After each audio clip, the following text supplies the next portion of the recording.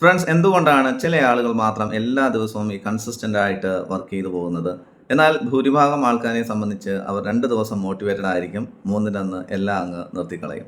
ഇതെന്തുകൊണ്ടാണെന്ന് പലപ്പോഴും നിങ്ങൾ ചിന്തിച്ചിട്ടില്ലേ?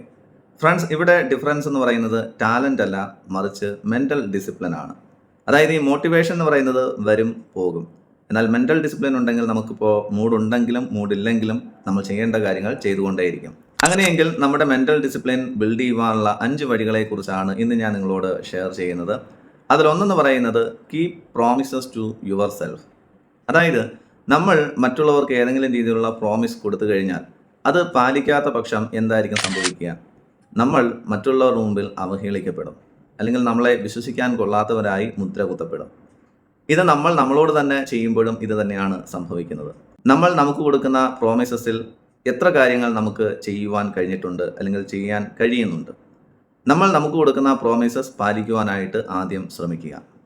രണ്ടാമത്തേതെന്ന് പറയുന്നത് ഡു ഹാർഡ് തിങ്സ് ഫസ്റ്റ്. അതായത് നേരം വെളുത്തു കഴിഞ്ഞാൽ കുട്ടികളാണെങ്കിലും മുതിർന്നവരാണെങ്കിലും ചെയ്യുന്നൊരു കാര്യമാണ് എളുപ്പമുള്ള കാര്യങ്ങൾ അങ്ങ് ചെയ്തു തീർക്കാൻ ശ്രമിക്കും. ഭാരമുള്ള കാര്യങ്ങൾ ഏറ്റവും അവസാനത്തേക്ക് മാറ്റിവെക്കും. അത് പിന്നീട് ചെയ്യാനാവാതെ പോസ്റ്റ്പോൺ ചെയ്യുന്ന ഒരവസ്ഥയിലേക്ക് നമ്മൾ എത്തിച്ചേരും.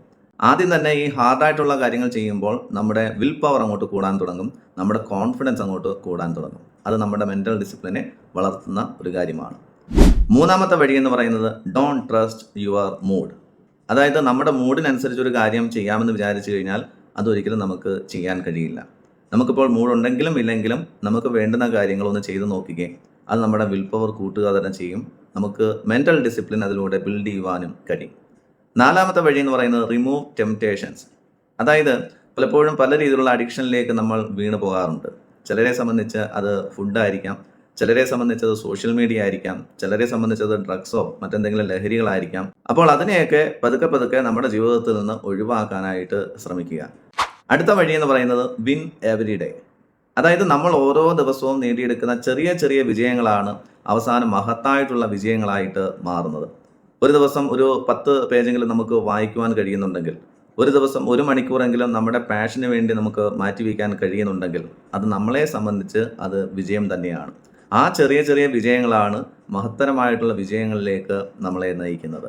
അപ്പോൾ ഈ 5 കാര്യങ്ങളിലൂടെ നമുക്ക് നമ്മുടെ മെൻ്റൽ ഡിസിപ്ലിനെ നമുക്ക് വളർത്തിയെടുക്കുവാൻ കഴിയും.